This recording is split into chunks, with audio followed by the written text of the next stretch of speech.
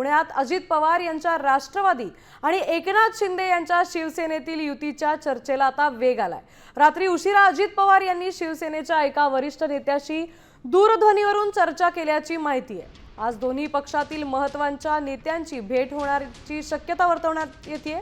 तर सूत्रांच्या माहितीनुसार अजित पवार हे एकनाथ शिंदे यांच्यासोबत निवडणूक लढवण्यास सकारात्मक असून शिवसेनेला 40 ते 45 जागा देण्यासही तयार असल्याचं सांगितलं जातंय। दरम्यान जागा वाटपावरून भाजप आणि शिवसेना यांच्यात अद्याप तोडगा न निघाल्याने युती तुटण्याची शक्यता चर्चेत आहे। आपले प्रतिनिधी सागर आव्हाड आपल्या सोबत जोडलेले आहेत।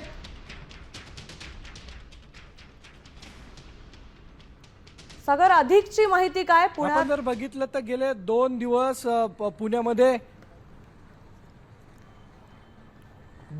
पुण्यामध्ये महायुतीमध्ये जे वाद सुरू असताना आपल्याला पाहायला मिळत आहेत। यावेळी म्हणजे काल जर बघितलं तर शहर प्रमुख नाना भांगिरे या सर्वांमधून बाहेर पडलेले होते।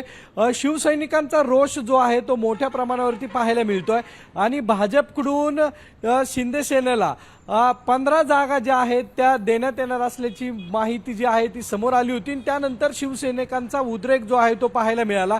नीलम गोऱ्हेंच्या घराबाहेर हे सगळं आंदोलन झालं आणि या आंदोलनाची दखल उपमुख्यमंत्री एकनाथ शिंदे यांनी घेतली। अजित पवार जे आहेत ते वेगळं लढतायत, त्यामुळं अजित पवार आणि एकनाथ शिंदे हे दोन पक्ष जे आहेत ते एकत्र येतील। 40 ते 45 जागा ज्या आहेत त्या शिंदे सेनेला देण्याची तयारी जी आहे ती अजित पवारांच्या पक्षाने दर्शवलेली आपल्याला पाहायला मिळते राष्ट्रवादीने। आपण जर पाहिलं तर गेल्या 2 दिवसामध्ये राष्ट्रवादी दोन्ही एकत्र येणार का याच्या चर्चा सुरू होत्या। मात्र या दोन्ही राष्ट्रवादी एकत्र येणार नसल्याची जी युती जी येणार नसल्याची माहिती जी आहे ती शरद पवार राष्ट्रवादीने अजित पवारांना दिली आणि त्यानंतर शिंदे जे आहेत ते अजित पवारांच्या पक्षाशी त्यांची बोलणी सुरू झाली। त्यानंतर राष्ट्रवादीच्या एका नेत्याने धन्यवाद आपण दिलेल्या सविस्तर माहितीबद्दल।